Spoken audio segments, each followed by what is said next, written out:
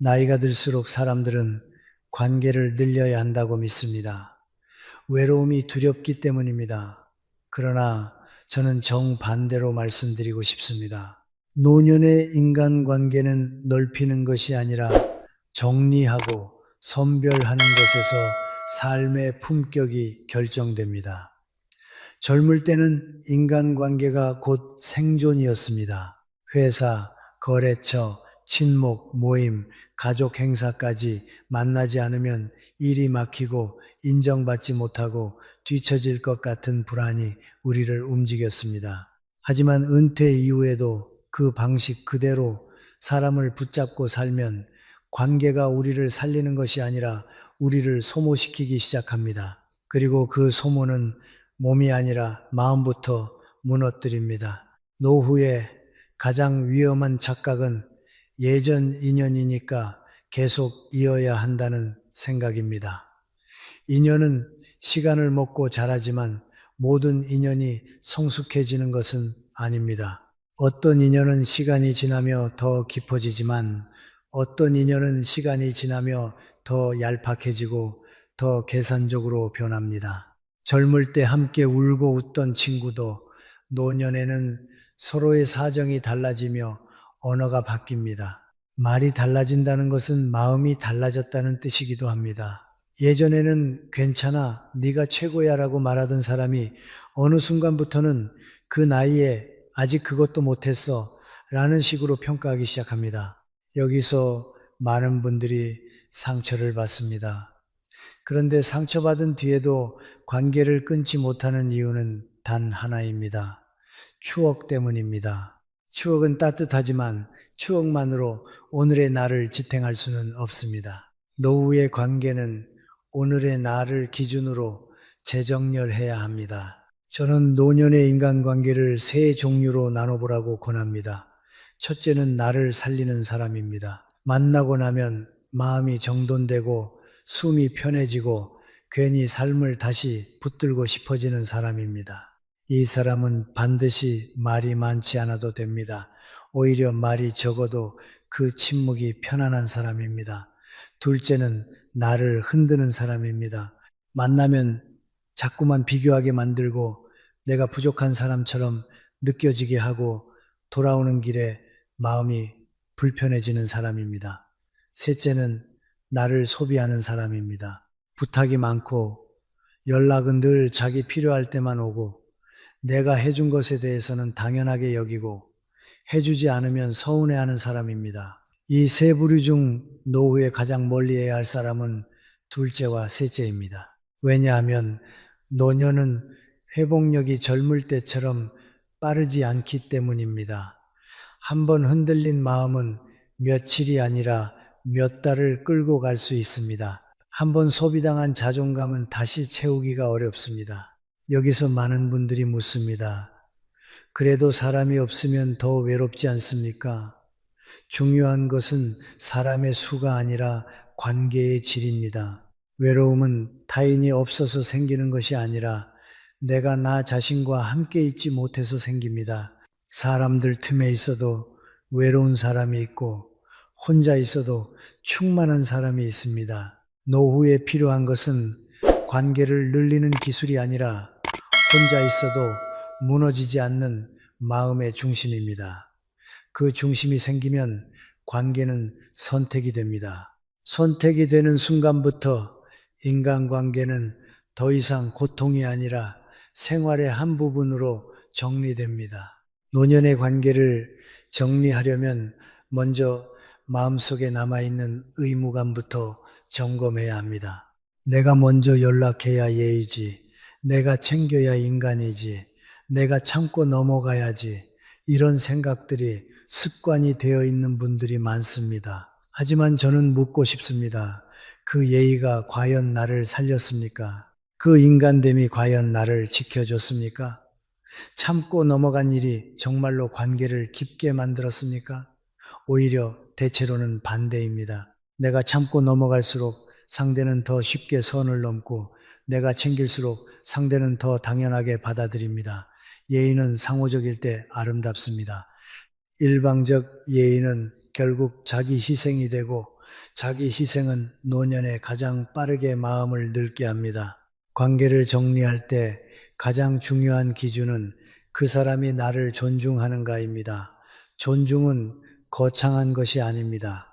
내 시간을 함부로 쓰지 않는 것, 내 사정을 가볍게 여기지 않는 것, 내 이야기를 듣고도 비웃지 않는 것, 내가 거절했을 때 기분 나빠하지 않는 것, 이것이 존중입니다. 노년이 되면 시간의 가치가 훨씬 커집니다. 젊을 때는 시간을 잃어도 다시 벌 수 있다고 믿지만 나이가 들수록 시간은 돌아오지 않는 재산이 됩니다. 그 재산을 누군가에게 아무 기준 없이 쏟아붓는 것은 노후의 가장 큰 낭비입니다. 또 하나, 노후의 관계에서 반드시 끊어야 할 것이 있습니다. 바로 비교 대화입니다. 누구는 자식이 뭐 했대? 누구는 집이 몇 평이래? 누구는 병원비를 얼마나 썼대? 이런 이야기들이 모임에서 자주 오갑니다. 이 대화를 들으면 마음이 편한 사람이 거의 없습니다. 누군가는 우월감을 느끼고, 누군가는 열등감을 느끼고, 누군가는 불안을 느낍니다. 그런데 더 무서운 것은 그 비교가 습관이 되면 내 삶이 내 것이 아니라 남의 기준으로 재단된다는 사실입니다. 그러면 노년의 평안은 사라집니다. 평안은 비교가 없는 자리에서만 자랍니다. 그래서 저는 말합니다. 비교가 대화의 중심이 되는 자리에서는 당신이 한마디도 하지 않아도 이미 마음이 상합니다. 노후의 지혜는 그 자리를 조용히 줄이는 것입니다. 저는 인간관계 정리를 냉정함이라고 부르지 않습니다. 이것은 자기 보호입니다. 자기를 보호하지 못하는 사람은 결국 누군가에게 기대게 되고 기대는 순간부터 관계는 다시 흔들립니다. 노년의 인간관계는 기댐이 아니라 동행이어야 합니다. 서로의 삶을 존중하며 각자의 속도로 걸어가되 가끔 안부를 묻고 가끔 웃을 수 있는 그런 관계 말입니다. 그런 관계는 많을 필요가 없습니다. 단 두세 사람만 있어도 충분합니다. 오히려 적을수록 깊어집니다. 깊어질수록 안정됩니다. 안정될수록 삶이 편안해집니다. 결국 노후의 인간관계는 한 문장으로 정리할 수 있습니다. 나를 지키는 관계만 남기십시오. 그 기준이 서면 불필요한 인연을 끊는 것이 두렵지 않습니다. 사람을 끊는 것이 아니라 나를 흔드는 패턴을 끊는 것입니다. 그 패턴이 끊어지는 순간 노년의 고독은 비극이 아니라 자유가 됩니다. 그리고 그 자유 속에서 당신은 비로소 당신의 삶을 다시 당신의 손에 쥐게 됩니다. 마지막으로 스스로에게 이렇게 물어보십시오. 오늘 내가 만나는 사람이 내일의 나를 더 단단하게 만들어줍니까? 아니면 더 지치게 만듭니까? 이 질문에 답이 나온다면 당신의 노후 인간관계는 이미 절반은 정리된 것입니다. 나이가 들수록 인간관계는 확장이 아니라 유지 비용의 문제가 됩니다.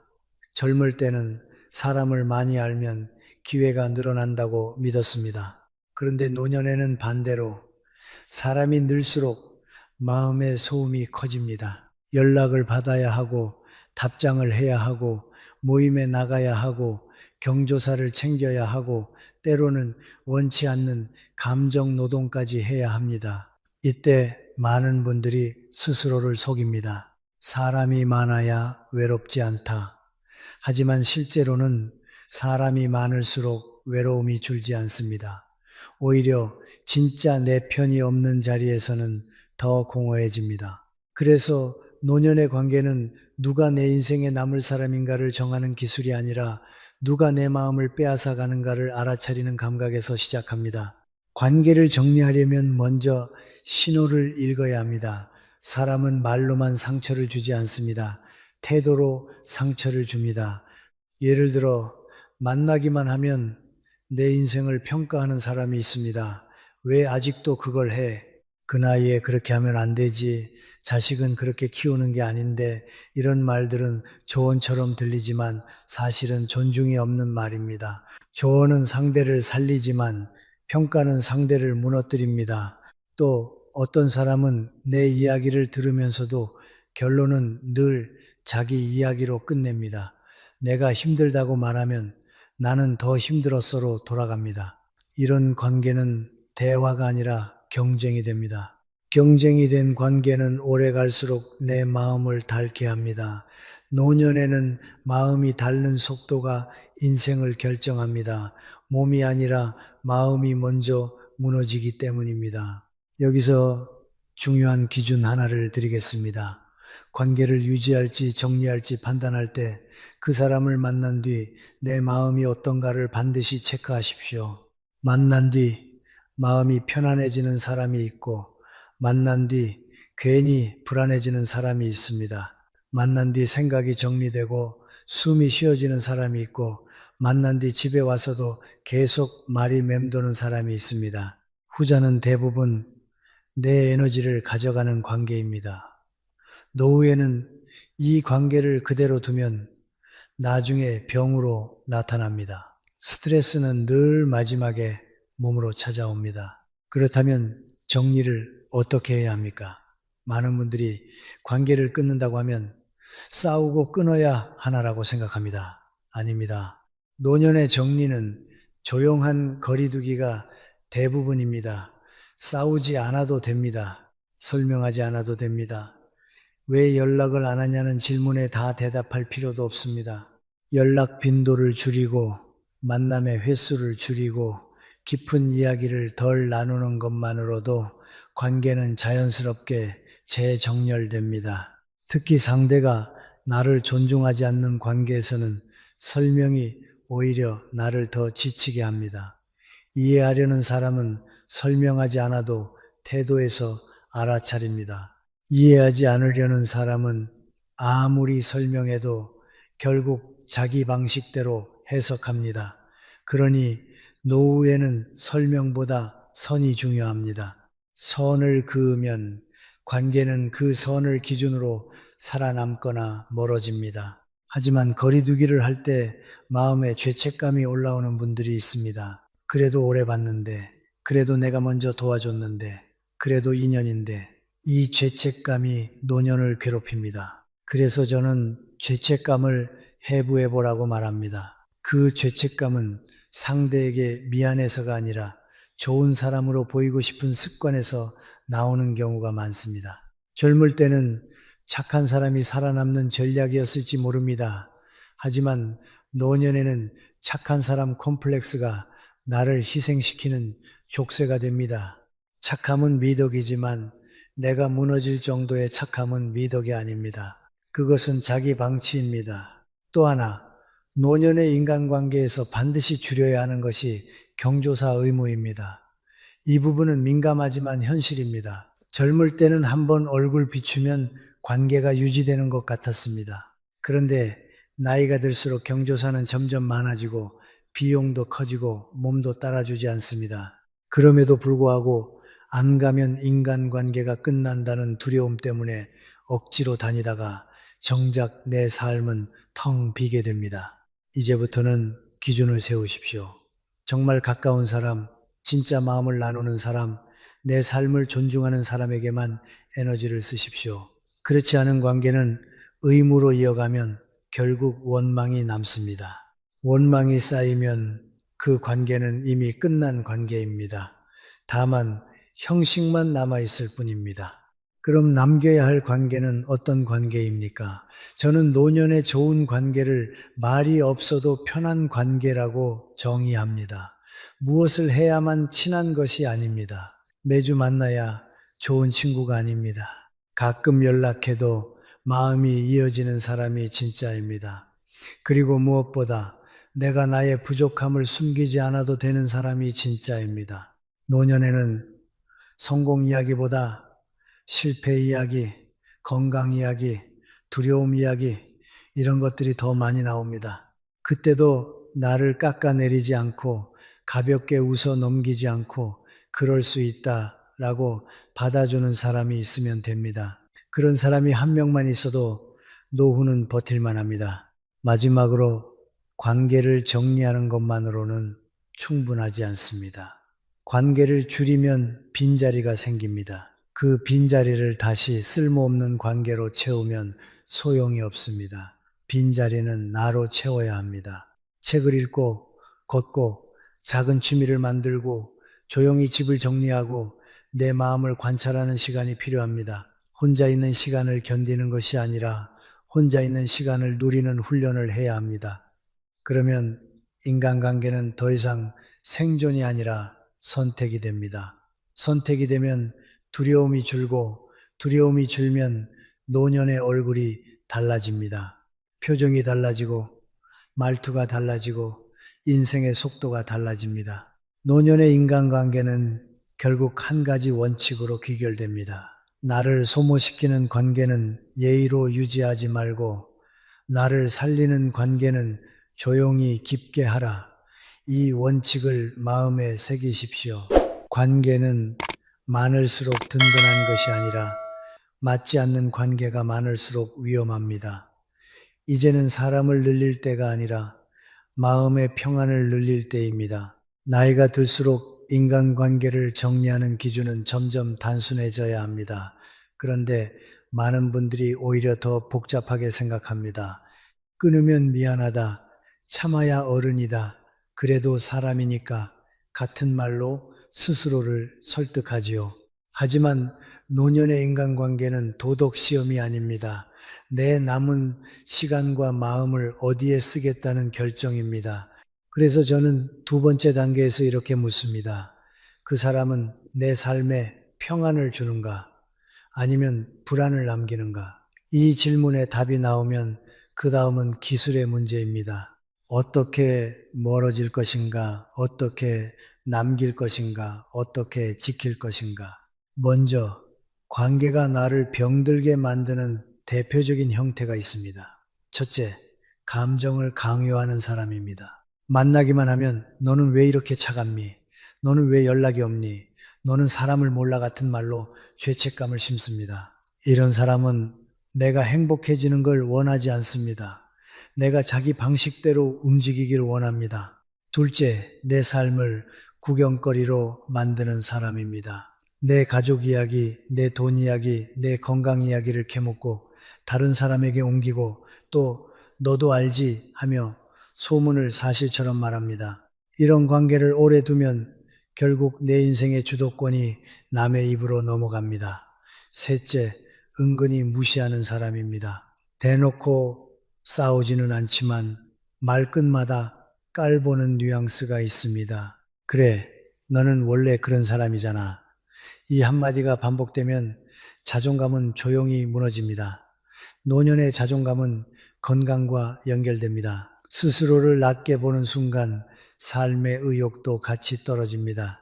이제부터는 정리를 실전으로 들어가 보겠습니다. 사람과 관계를 정리할 때 가장 흔한 실패는 갑자기 모든 것을 끊어버리는 방식입니다. 감정이 폭발한 날 한 번에 차단하고 크게 싸우고 그 뒤에 후회하는 경우가 많습니다. 노년에는 이런 방식이 특히 위험합니다. 싸우면 남는 건 감정의 잔해입니다. 잔해는 마음을 오래 흔듭니다. 그래서 저는 세 가지 단계의 거리두기를 권합니다. 1단계, 정보 줄이기. 내 소식을 덜 주는 것부터 시작합니다. 내 가족, 내 돈, 내 건강, 내 계획. 이런 것은 내 이야기처럼 보이지만 사실은 내 약점이 될 수 있습니다. 인간관계가 거칠어질수록 약점은 공격 포인트가 됩니다. 그러니 먼저 말을 줄이십시오. 말이 줄어들면 상대의 간섭도 줄어듭니다. 2단계, 만남 줄이기. 자주 만나던 관계는 습관입니다. 습관은 끊기 어렵지요. 그래서 갑자기 0으로 만들지 말고 2에서 1로, 1에서 0.5로 줄이십시오. 바빠서요.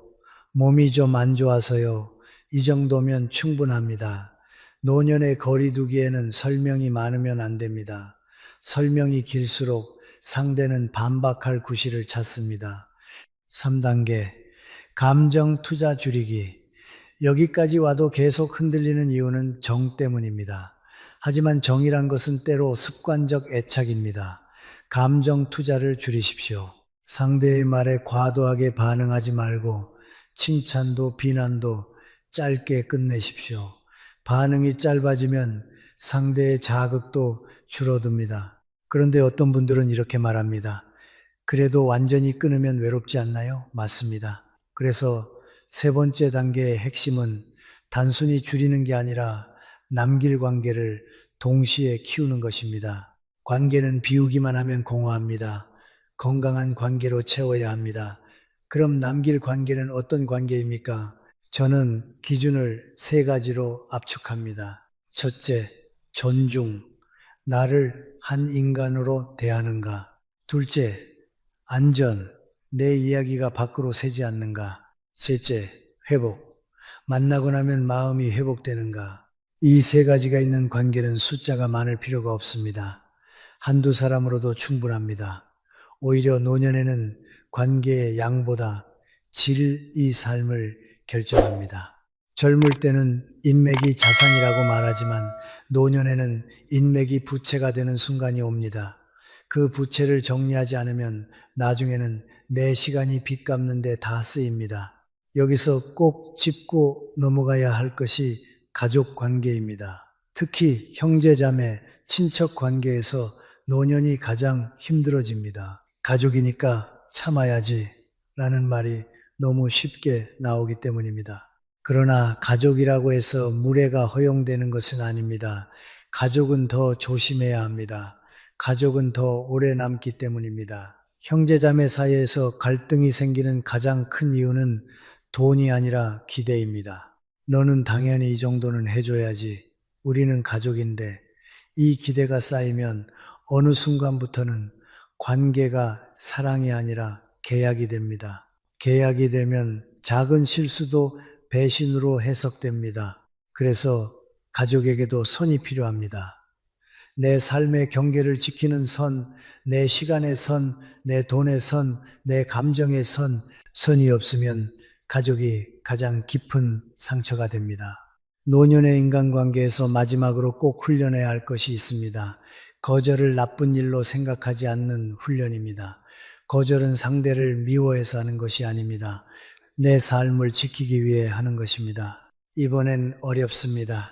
그건 제가 할 수 없습니다. 이 말을 할 줄 알아야 합니다. 처음에는 목이 메지만 몇 번만 지나면 편해집니다. 그리고 놀랍게도 그 거절을 받아들이는 사람만이 내 곁에 남습니다. 그러니까 거절은 사람을 잃는 기술이 아니라 사람을 걸러내는 필터입니다. 결국 노년의 인간관계는 정리가 아니라 정돈입니다. 내 인생의 공간을 정돈하는 것입니다. 옷장을 정리하듯이 쓸모없는 감정과 의무를 덜어내고 꼭 필요한 것만 남기는 일입니다. 그 과정에서 마음이 가벼워지고 가벼워진 마음이 노후의 하루를 살립니다. 사람을 끊는 것이 목표가 아닙니다. 내 삶을 살리는 것이 목표입니다. 노년의 인간관계를 말할 때 우리는 자꾸 사람을 버리면 안 된다는 윤리의 언어로만 접근합니다. 그러나 저는 이렇게 말씀드리고 싶습니다. 버리는 것이 아니라 내 삶을 지키는 선택을 하는 것입니다. 사람을 정리한다는 말이 차갑게 들릴 수 있지만 사실은 더 이상 상처를 반복하지 않겠다는 다짐입니다. 노년의 시간은 젊을 때처럼 무한하지 않습니다. 남은 날이 줄어들수록 관계는 더 정교해져야 합니다. 누군가의 감정 쓰레기통이 되어주는 인생을 계속 살 수는 없지요. 그렇다면 관계를 정돈할 때 가장 중요한 기준은 무엇일까요? 저는 원칙 3개로 정리합니다. 이것만 흔들리지 않으면 어떤 관계든 마음이 덜 흔들립니다. 첫째, 내 삶의 리듬을 깨는 사람과는 거리를 둔다. 둘째, 나를 존중하지 않는 사람에게는 설명하지 않는다. 셋째, 좋은 사람에게는 더 자주, 더 짧게, 더 따뜻하게 간다. 이 원칙은 단순하지만 강력합니다. 노년에는 복잡한 기준이 필요 없습니다. 오히려 복잡하면 죄책감만 커집니다. 먼저 내 삶에 리듬을 깨는 사람이 어떤 사람인지 분명히 보셔야 합니다. 어떤 사람은 만나기만 하면 내 컨디션을 빼앗습니다. 말 한마디 한마디가 날카롭고 비교가 많고 불평이 많습니다. 그들은 늘 세상은 원래 그래 라고 말하지만 사실은 자기 마음이 이미 삐뚤어진 것입니다. 이런 사람을 자주 만나면 내 마음도 서서히 그 방향으로 물듭니다. 노년의 마음은 젊을 때보다 더 쉽게 물듭니다. 그래서 저는 리듬을 강조합니다. 노년의 리듬은 건강입니다. 잠, 식사, 산책, 조용한 시간, 이 리듬을 깨는 관계는 결국 건강을 깨트립니다. 두 번째 원칙, 나를 존중하지 않는 사람에게 설명하지 않는다. 이게 왜 중요하냐면 많은 분들이 관계를 망치는 순간이 설명에서 나오기 때문입니다. 내가 왜 그랬는지 들어봐. 사정이 있었어. 오해하지 마. 이런 말이 길어지면 길어질수록 상대는 더 공격할 소재를 얻습니다. 존중하는 사람은 짧은 설명만으로도 이해합니다. 반대로 존중하지 않는 사람은 긴 설명을 해도 결국 왜곡합니다. 그러니 존중이 없는 상대에게는 설명 대신 거리가 답입니다. 말로 설득하려 하지 마십시오. 말로 설득하려는 순간 이미 주도권을 상대에게 넘긴 것입니다. 세 번째 원칙이 가장 중요합니다. 좋은 사람에게는 더 자주, 더 짧게, 더 따뜻하게 간다. 노년의 관계는 자주 만나서 오래 이야기하는 것이 꼭 좋은 게 아닙니다. 오히려 부담이 될 수 있습니다. 대신 짧게 안부를 묻고 따뜻하게 마음을 전하고 자주 연결되는 것이 좋습니다. 예를 들어 전화 3분이면 충분합니다. 오늘 잘 지내셨습니까? 건강은 어떠십니까? 다음에 차 한잔 하시지요. 이 정도면 관계가 살아 있습니다. 관계는 길이가 아니라 온도로 유지됩니다. 그리고 여기서 많은 분들이 놓치는 것이 있습니다. 관계를 정리하고 나면 외로움이 온다고 하지요. 그런데 외로움은 관계의 숫자가 적어서 오는 것이 아닙니다. 관계 안에서 내 마음이 비었을 때 외로움이 옵니다. 사람들 속에 있어도 외로운 이유가 바로 그것입니다. 그러니 진짜 해결은 사람을 많이 만나는 것이 아니라 내 마음을 채우는 것입니다. 노년의 마음을 채우는 가장 좋은 방법은 의외로 단순합니다. 몸을 먼저 채우는 것입니다. 산책, 햇빛, 규칙적인 식사, 수면, 몸이 무너지면 마음은 반드시 흔들립니다. 마음이 흔들리면 사람에게 매달리게 됩니다. 사람에게 매달리면 관계는 더 나빠집니다. 이것이 악순환입니다. 이제 구체적인 상황으로 들어가 보겠습니다. 특히 5060, 70대의 가장 흔한 갈등은 도와달라는 요구에서 시작됩니다.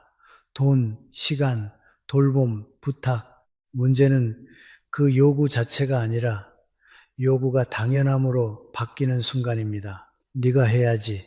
가족인데, 친구인데 이 말이 나오는 순간 관계는 이미 사랑이 아니라 채무 관계가 됩니다. 채무 관계가 되면 도와줘도 고맙지 않습니다. 더 요구합니다. 그리고 안 도와주면 배신자가 됩니다. 여기서 노년의 지혜는 하나입니다. 도와주는 기준을 미리 정해놓는 것입니다. 감정으로 결정하지 말고 원칙으로 결정하십시오. 예를 들면 이렇게요. 돈은 절대 빌려주지 않는다. 시간은 주 1회까지만 낸다. 돌봄은 내가 감당 가능한 범위만 한다. 기준이 없으면 그때그때 마음이 흔들립니다. 흔들리는 마음은 결국 원망으로 바뀝니다. 또 하나, 노년의 관계에서 반드시 배워야 할 기술이 있습니다. 침묵의 기술입니다. 젊을 때는 말로 풀 수 있습니다. 하지만 나이가 들수록 말은 오히려 불씨가 됩니다. 특히 감정이 올라올 때는 말이 칼이 됩니다. 그래서 저는 노년의 싸움에서 이기는 방법은 말을 잘하는 것이 아니라 말을 늦추는 것이라고 생각합니다. 화가 날 때 10초만 멈추십시오. 그리고 한 문장만 하십시오. 그 이야기는 다음에 하겠습니다. 이것이 노년의 승리입니다. 관계를 지키는 승리, 내 마음을 지키는 승리입니다. 마지막으로 관계를 정돈하는데 가장 큰 장애물이 죄책감이라고 했지요. 죄책감은 사실 사랑의 증거가 아닙니다. 많은 경우 습관의 잔여물입니다. 예전에 그 사람과 얽혀있던 역할, 의무, 기대가 남아있는 것입니다. 죄책감이 올라올 때 이렇게 스스로에게 물어보십시오. 내가 이 관계를 유지해서 얻는 평안이 있는가? 아니면 잃는 평안이 더 큰가? 대답이 분명해집니다. 그리고 그때 비로소 진짜 어른이 됩니다. 어른은 모든 사람을 끌어안는 사람이 아니라 필요한 책임을 지고 불필요한 짐을 내려놓을 줄 아는 사람입니다. 노년의 인간관계는 결국 사람의 문제가 아니라 나의 문제입니다. 내가 흔들리면 관계가 흔들리고 내가 중심을 잡으면 관계도 정돈됩니다. 내 삶의 중심이 단단해지는 순간 불필요한 관계는 자연스럽게 멀어집니다. 그리고 남는 관계는 소수지만 깊어집니다. 그것이 노년의 품격입니다. 노년의 관계를 정리하려 할 때 많은 분들이 4단계에서 멈춥니다. 거리 2자까지는 오는데 그 다음이 어렵습니다. 왜냐하면 5단계는 기술이 아니라 태도이기 때문입니다. 오늘은 그 5단계를 말씀드리겠습니다. 이것이 되면 인간관계는 더 이상 감정에 끌려가지 않습니다. 내 마음이 주인이 됩니다. 5단계는 선긋기 이후의 유지입니다. 관계를 끊는 건 생각보다 쉽습니다. 어려운 건 끊지 않으면서도 흔들리지 않는 것입니다. 특히 가족, 오랜 친구, 이웃처럼 완전히 단절이 현실적으로 어려운 관계에서는 결국 우리가 배워야 하는 것이 유지형 거리입니다. 만나기는 만나되 내 마음을 빼앗기지 않는 거리. 이것이 노년의 고급 기술입니다. 먼저 선을 그었으면 원칙을 문장으로 고정해야 합니다. 머릿속으로만 이제 휘둘리지 말아야지라고 생각하면 감정이 올라오는 순간 바로 무너집니다. 그래서 저는 스스로에게 한 문장을 정해두라고 권합니다. 예를 들면은 나는 무례를 설명하지 않는다. 나는 반복되는 부탁에 예외를 만들지 않는다. 나는 내 리듬을 깨는 약속은 잡지 않는다. 이런 문장은 일종의 마음의 표지판입니다. 표지판이 없으면 길을 잃습니다. 두 번째는 반응 속도를 늦추는 것입니다. 관계에서 휘둘리는 대부분의 이유는 즉시 반응 때문입니다. 전화가 오면 바로 받는다. 톡이 오면 바로 답한다. 부탁이 오면 바로 결론을 낸다. 이 습관이 상대에게 신호를 줍니다. 이 사람은 바로 움직이는 사람이다. 그러면 요구는 더 커집니다. 노년에는 반응 속도를 늦추셔야 합니다. 전화는 부재중으로 두고 마음이 정리된 후에 걸면 됩니다. 메시지도 확인했습니다. 나중에 답드리겠습니다. 한 줄이면 충분합니다. 속도를 늦추는 순간 주도권이 돌아옵니다. 세 번째는 대화의 길이를 짧게 관리하는 것입니다. 특히 감정형 인간관계는 길어질수록 손해입니다. 상대가 하소연을 길게 하면 결국 마지막엔 욕으로 이어집니다. 또는 죄책감을 심습니다. 그래서 저는 노년의 대화는 짧게, 따뜻하게, 결론 있게 하라고 말씀드립니다. 건강은 어떠세요? 잘 지내셨죠? 그리고 중요한 건 이겁니다. 그건 제가 어렵습니다. 이 한 문장을 길게 설명하지 마십시오. 길게 설명하는 순간 설득의 싸움이 됩니다. 네 번째는 반복 패턴을 기록하는 것입니다. 사람이 변하지 않는다는 말이 아닙니다. 하지만 대부분의 갈등은 특정 패턴으로 반복됩니다. 예를 들면 늘밤 십시에 전화해서 하소연한다, 만나면 항상 남 이야기로 험담한다, 돈 이야기를 꺼낸다, 자녀를 비교한다, 이런 패턴을 눈치채지 못하면 계속 당합니다. 그래서 저는 관계 메모를 추천합니다. 종이에 적어도 됩니다. 그 사람을 만나면 내가 어떤 감정이 드는가, 무슨 말이 반복되는가, 기록하면 객관화가 됩니다. 객관화가 되면 죄책감이 줄어듭니다. 죄책감이 줄어들면 선이 유지됩니다. 그리고 마지막 5단계의 핵심은 거절 이후의 후폭풍을 견디는 힘입니다. 선을 그으면 반드시 후폭풍이 옵니다. 서운함, 뒷말, 비난, 때로는 너 변했다는 말이 옵니다. 여기서 많은 분들이 흔들립니다. 하지만 저는 이렇게 말합니다. 당신이 변한 게 아니라 상대가 당연히 누리던 것을 잃은 것 뿐입니다. 누군가가 당신의 선을 불편해 한다면 그 선이 필요하다는 뜻입니다. 선을 그은 뒤에 평온이 오는 것이 아니라 선을 지킨 뒤에 평온이 옵니다. 이 순서를 꼭 기억하셔야 합니다. 자, 그러면 후폭풍을 어떻게 견디느냐? 저는 3가지로 정리합니다. 첫째, 죄책감과 책임감을 구분하십시오. 상대가 서운해하는 것은 내 죄가 아닙니다. 둘째, 반복되는 문장을 준비하십시오. 그건 제가 어렵습니다. 이번에는 못합니다. 제 사정상 힘듭니다. 말을 바꾸지 마십시오. 말이 바뀌면 상대는 틈을 찾습니다. 셋째, 대체 행동을 정해 두십시오. 마음이 흔들릴 때는 사람에게 연락하지 말고 몸을 움직이십시오. 산책 20분, 물 한 잔, 스트레칭, 몸이 안정되면 마음이 안정됩니다. 노년의 인간관계는 결국 좋은 사람을 더 사랑하는 기술입니다. 나쁜 사람을 설득하는데 시간을 쓰지 마십시오. 좋은 사람에게 전화 한 통 더 하십시오. 좋은 사람에게 밥 한 끼 더 하십시오. 인간관계는 확대가 아니라 정제입니다. 정제된 관계가 남은 시간을 지켜줍니다. 그리고 그 시간 속에서 우리는 비로소 고독을 두려워하지 않게 됩니다. 고독은 벌이 아니라 품격입니다. 6단계는 관계를 정리하는 수준을 넘어 내 삶의 구조를 새로 짜는 단계입니다. 5단계가 선긋기 이후의 유지였다면 6단계는 그 선을 흔들지 않도록 생활 시스템을 바꾸는 것입니다. 많은 분들이 사람을 정리해 놓고도 다시 흔들리는 이유가 뭔지 아십니까? 생활이 그대로이기 때문입니다. 빈 시간이 그대로이고 외로움의 틈이 그대로이고 습관의 통로가 그대로이면 결국 그 자리에 다시 사람이 들어옵니다. 그래서 6단계는 관계의 문제가 아니라 삶의 설계 문제입니다. 먼저 6단계의 핵심 원칙부터 말씀드리겠습니다. 사람을 줄이면 반드시 무엇인가를 늘려야 한다. 사람을 줄였는데 아무것도 늘리지 않으면 마음은 공백을 견디지 못합니다. 공백은 외로움이 되고 외로움은 아무 관계나 붙잡게 만듭니다.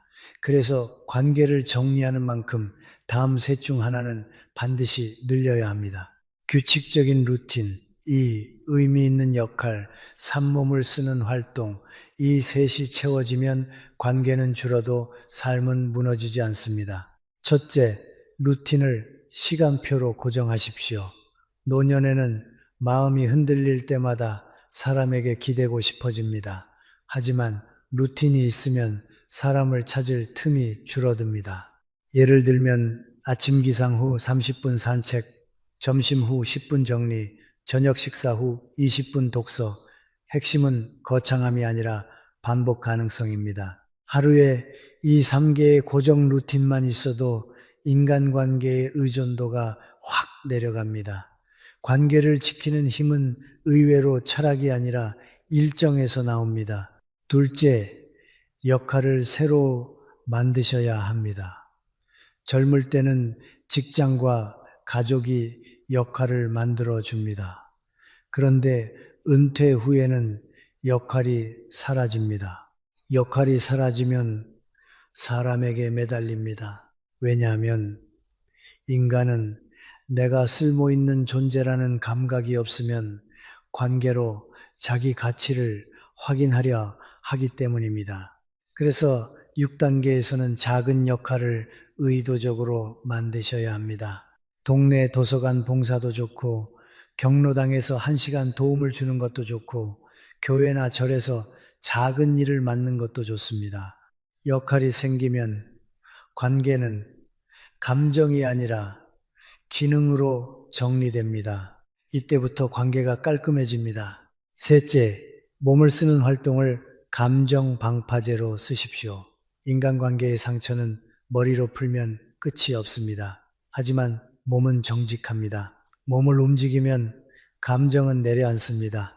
그래서 저는 흔들릴수록 운동을 권합니다. 단, 목표가 건강만이 아닙니다. 6단계에서 운동은 관계로부터 나를 분리시키는 정서적 차단 장치입니다. 마음이 불안할 때 전화부터 잡던 습관을 운동화부터 신는 습관으로 바꾸는 겁니다. 이 작은 전환이 노년의 자유를 만듭니다. 이제 관계를 새로 짜는 구체 기술을 말씀드리겠습니다. 6단계에서는 인간관계를 3가지 그룹으로 분류해야 합니다. A그룹, 에너지 주는 사람, B그룹, 중립인 사람, C그룹, 에너지 빼앗는 사람. 여기서 중요한 건 C그룹을 미워해서 끊는 게 아니라 내 삶의 구조에서 자연스럽게 사라지게 만드는 것입니다. 끊겠다고 선언하면 싸움이 됩니다. 그러나 구조를 바꾸면 싸움이 필요 없습니다. 약속 시간을 줄이고 연락 빈도를 줄이고 만남의 장소를 바꾸고 대화 시간을 짧게 만들면 C그룹은 자연히 멀어집니다. 이것이 성숙한 정리입니다. 그리고 A그룹은 반대로 해야 합니다. 많은 분들이 착각합니다. 좋은 관계는 가만히 둬도 유지된다고 생각합니다. 아닙니다. 좋은 관계도 관리하지 않으면 약해집니다. 6단계에서는 A그룹에게 의도적으로 투자해야 합니다. 한 달에 한 번이라도 먼저 연락하고 작은 선물을 하기보다 작은 정성을 보이십시오. 당신 덕분에 내가 편안합니다. 이 말을 하는 순간 좋은 관계는 깊어집니다. 노년의 인간관계는 넓이가 아니라 깊이입니다. 또 하나 6단계에서 반드시 해야 할 것이 있습니다. 정보 다이어트입니다. 사람을 정리해도 정보가 많으면 마음은 다시 시끄러워집니다. 특히 주변 소문, 가족의 갈등 이야기, 남의 자녀 성공담 같은 정보는 관계를 다시 흔듭니다. 그래서 저는 듣지 않는 선택을 하라고 합니다. 듣지 않으면 편합니다. 편하면 관계에 휘둘리지 않습니다. 노년의 평온은 무엇을 하느냐보다 무엇을 안 하느냐에서 만들어집니다. 마지막으로 6단계의 결론을 드리겠습니다. 노년의 관계는 사람이 아니라 환경이 결정합니다. 사람을 바꾸려 하지 마십시오. 내 환경을 바꾸십시오. 내 시간을 바꾸고, 내 루틴을 바꾸고, 내 역할을 바꾸고, 내 몸을 바꾸면 관계는 따라 바뀝니다. 그리고 어느 순간 깨닫게 됩니다. 아, 내가 사람을 잃은 게 아니구나. 내가 나를 되찾은 거구나. 정리하겠습니다. 6단계는 관계를 정리한 이후 다시 흔들리지 않도록 삶의 구조를 재설계하는 단계입니다. 루틴을 만들고 역할을 만들고 몸을 움직이십시오. 그 안에서 좋은 사람은 더 가까워지고 나쁜 사람은 저절로 멀어집니다. 그때 비로소 노년의 인간관계는 두려움이 아니라 선택이 됩니다. 7단계는 관계를 관리하는 사람이 아니라 관계 밖에서도 평온한 사람으로 완성되는 단계입니다. 6단계에서 삶의 구조를 바꿨다면 7단계에서는 그 구조 위에 내면의 기준을 세워야 합니다. 다시 말해 사람 때문에 흔들리지 않는 마지막 장치가 필요합니다. 그 장치는 돈도 아니고 자녀도 아니고 건강도 아닙니다. 가치관입니다. 노년의 인간관계는 결국 누가 내 편이냐가 아니라 내가 어떤 사람으로 살 것인가에서 끝이 납니다. 먼저 7단계의 핵심 문장을 하나 드리겠습니다. 나는 관계로 증명하지 않는다. 나는 삶으로 증명한다. 젊을 때는 관계가 곧 성과였습니다. 누굴 아느냐, 어디에 속하느냐가 중요했죠. 하지만 노년에는 그게 독이 됩니다. 관계로 자기 가치를 증명하려는 순간 우리는 다시 눈치 보기로 돌아갑니다. 7단계는 그 루프를 끊는 단계입니다. 첫째, 7단계에서는 인간관계의 기준을 감정에서 원칙으로 옮겨야 합니다. 많은 분들이 그 사람이 싫어서 멀어지거나 그 사람이 좋아서 가까이 합니다. 감정이 기준이면 감정이 바뀔 때마다 관계도 바뀝니다. 그래서 원칙이 필요합니다. 원칙은 단순해야 합니다. 예를 들어 이런 겁니다. 나를 존중하지 않는 사람과는 깊게 엮이지 않는다. 나의 시간을 당연하게 요구하는 사람과는 거리를 둔다. 내가 죄책감을 느끼게 만드는 관계는 끊는다. 이 세 가지 원칙만 있어도 관계의 대부분은 정리됩니다. 둘째, 7단계의 중요한 훈련은 거절의 죄책감을 버리는 것입니다. 노년의 많은 갈등은 거절을 못해서 생깁니다. 부탁을 들어주고 뒤에서 후회하고 결국 원망이 쌓입니다. 그런데 기억하십시오. 거절은 공격이 아닙니다. 자기 보호입니다. 이번엔 어렵습니다. 그건 제 상황상 힘듭니다. 좋은 마음은 있지만 저는 그렇게는 못합니다. 이렇게 말하면 관계가 깨질까 두려워합니다. 그러나 관계가 그 한마디로 깨진다면 애초에 그 관계는 건강하지 않았던 겁니다. 7단계는 그 사실을 인정하는 단계입니다. 셋째, 7단계에서 반드시 익혀야 할 것이 침묵의 기술입니다. 노년에는 말 한마디가 관계를 끝냅니다. 젊을 때는 실수해도 회복할 시간이 있지만 나이가 들수록 사람들은 여유가 없습니다. 그래서 7단계에서는 말을 잘하는 사람이 아니라 말을 아낄 줄 아는 사람이 이깁니다. 특히 다음 세 가지는 절대 말하지 마십시오. 비교, 누구는 이렇게 한다더라. 평가, 너는 원래 그런 성격이야. 충고 원하지 않는데 주는 조언. 이 세 가지는 관계를 단숨에 무너뜨립니다. 좋은 관계는 대개 말로 만드는 게 아니라 말을 줄이는 것으로 유지됩니다. 넷째, 7단계는 외로움을 재정의하는 단계이기도 합니다. 많은 분들이 혼자 있는 것을 고독으로 해석합니다. 그래서 관계를 붙잡습니다. 그러나 7단계에서 혼자는 다릅니다. 혼자는 고독이 아니라 정돈입니다. 혼자 있는 시간은 내 마음을 정리하고 내 기준을 회복하고 내 삶을 다시 중심으로 세우는 시간입니다. 노년에는 사람을 많이 만나서 위로받는 것이 아니라 사람을 덜 만나서 평온해지는 경우가 더 많습니다. 다섯째, 7단계의 마지막은 남을 내려놓고 나를 책임지는 태도입니다. 관계가 힘든 이유는 우리는 자꾸 상대를 바꾸려 하기 때문입니다. 왜 저 사람은 저럴까? 왜 내 마음을 몰라줄까? 이런 생각은 끝이 없습니다. 7단계에서는 질문이 바뀌어야 합니다. 나는 어떻게 반응할 것인가? 나는 어디까지 허용할 것인가? 나는 어떤 삶을 지킬 것인가? 질문이 바뀌면 관계가 바뀝니다. 상대가 변하지 않아도 내가 흔들리지 않기 때문입니다. 그리고 마지막으로 7단계의 결론을 한 문장으로 드리겠습니다. 노년의 평온은 좋은 사람을 많이 만나서가 아니라 흔들리는 나를 줄여서 온다. 관계는 삶의 일부입니다. 전부가 아닙니다. 관계가 줄어도 삶은 풍성할 수 있습니다. 오히려 관계가 줄어야 삶이 선명해지는 경우도 많습니다. 이제는 아셔야 합니다. 내 삶의 주인은 타인이 아니라 나입니다. 내가 선택하는 관계만 남겨도 충분합니다. 7단계는 완성입니다. 관계에 끌려다니는 삶에서 관계를 선택하는 삶으로 넘어가는 단계입니다. 원칙을 세우고 거절을 배우고 침묵을 익히고 혼자를 정돈으로 바꾸고 나를 책임지는 태도를 갖추면 더 이상 사람 때문에 인생이 흔들리지 않습니다. 8단계는 마지막 정리, 좋은 관계를 남기는 것이 아니라 좋은 삶을 남기는 단계입니다. 7단계에서 원칙과 평온을 완성했다면 8단계에서는 그 평온을 끝까지 지키는 방식을 정합니다. 노년의 인간관계는 결국 누구와 함께 하느냐보다 어떤 흔적을 남기느냐로 마무리됩니다. 그래서 8단계의 핵심은 관계가 아니라 품격입니다. 먼저 한 문장으로 시작하겠습니다.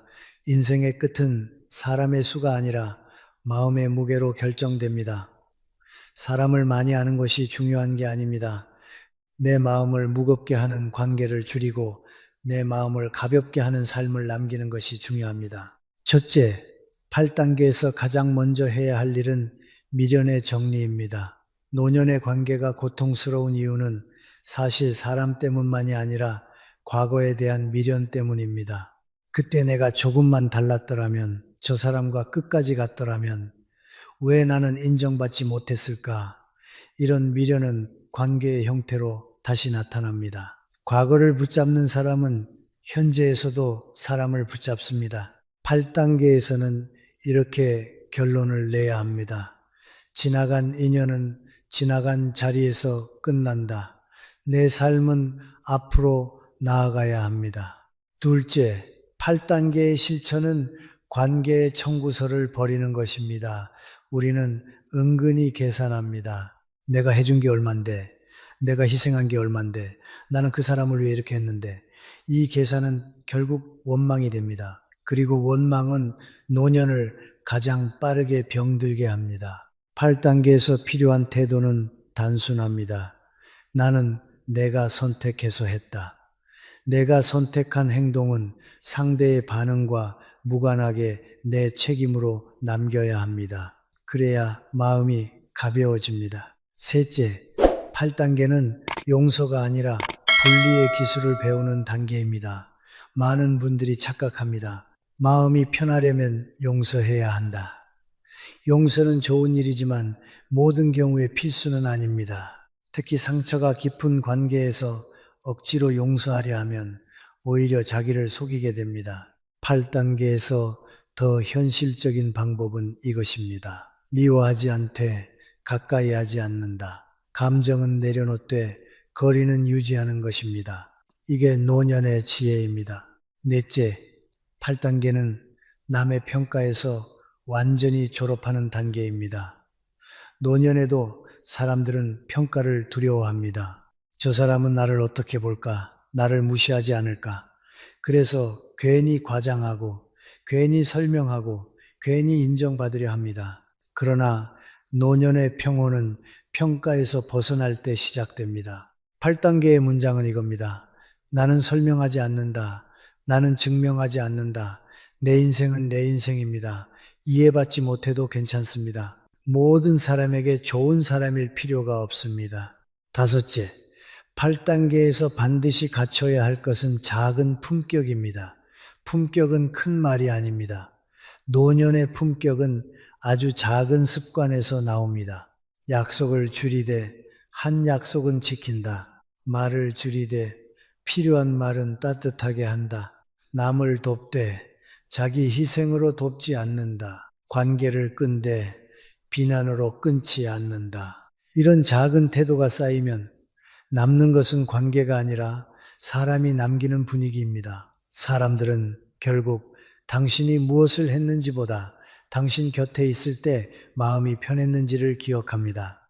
여섯째, 8단계의 핵심 실천은 감사할 사람 3명만 남기는 것입니다. 노년의 인간관계를 풍요롭게 만드는 비결은 네트워크가 아닙니다. 깊이입니다. 지금 당신에게 정말 감사한 사람이 3명만 있어도 충분합니다. 가족이든 친구든 이웃이든 한 사람이라도 진심으로 대할 수 있다면 그게 인생의 승리입니다. 그리고 나머지는 정중한 거리로 남기면 됩니다. 가까워지지 않아도 좋고 멀어지지 않아도 좋습니다. 적당히 무리하지 않게. 일곱째, 8단계의 마지막은 죽음의 준비가 아니라 삶의 마무리입니다. 죽음을 생각하면 많은 분들이 두려워합니다. 그러나 노년의 마지막 숙제는 죽음을 준비하는 게 아니라 오늘을 정리하는 것입니다. 오늘 마음을 가볍게 만들고, 오늘 미련을 줄이고, 오늘 원망을 덜어내는 것. 그렇게 하루하루를 정리하면 끝은 두려움이 아니라 담담함이 됩니다. 관계도 마찬가지입니다. 오늘 정리할 수 있는 말은 오늘 하고, 오늘 내려놓을 수 있는 감정은 오늘 내려놓는 것입니다. 마지막으로 8단계의 결론을 드리겠습니다. 노년의 인간관계는 잘 지키는 기술이 아니라 잘 놓는 용기로 완성됩니다. 잘 놓는 사람은 가볍습니다. 가벼운 사람은 오래 갑니다. 그리고 그 사람의 곁에는 신기하게도 꼭 필요한 사람만 남습니다. 인간관계의 최종 목표는 외롭지 않게 사는 것이 아닙니다. 후회 없이 사는 것입니다. 이제 1단계부터 8단계까지 모두 끝났습니다.